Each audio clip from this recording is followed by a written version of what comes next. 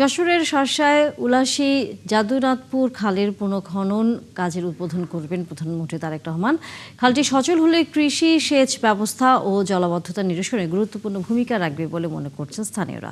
এ বিষয়ে বিস্তারিত আমরা জানবো সহকর্মী মুসলিম উদ্দিন পাপ্পুর কাছ থেকে। পাপ্পু, প্রধানমন্ত্রীর আসা উপলক্ষে নিশ্চয়ই প্রস্তুতি দেখতে পাচ্ছেন এবং একই সাথে খাল খনন নিয়ে সেখানকার কৃষক এবং স্থানীয়রা কি বলছেন? তানিয়া, আপনি যেমনটি বলছিলেন, বাবার স্মৃতি বিজড়িত সেই খালটি পূর্ণ খননের আগামীকাল 27শে এপ্রিল শার্শার উলসী গ্রামে আসছেন মাননীয় প্রধানমন্ত্রী। বাংলাদেশের কৃষি বিপ্লবের ঐতিহাসিক মাইলফলক হিসেবে পরিচিত যশোরের শার্শা উপজেলার উলসী যাদবনাথপুর খালটি দীর্ঘ 5 শতক পরে পুনরায় প্রাণ ফিরে পেয়েছে। 50 বছর আগে তৎকালীন রাষ্ট্রপতি মেজর জেনারেল জিয়াউর রহমান নিজ হাতে এই খালটি খনন করে। আমি আপনাকে একটু পিছনে দেখাতে চাই যে অবস্থা আছে, পিছনটি একটু দেখেন, এলাকাটি কিভাবে আছে মুখরিত।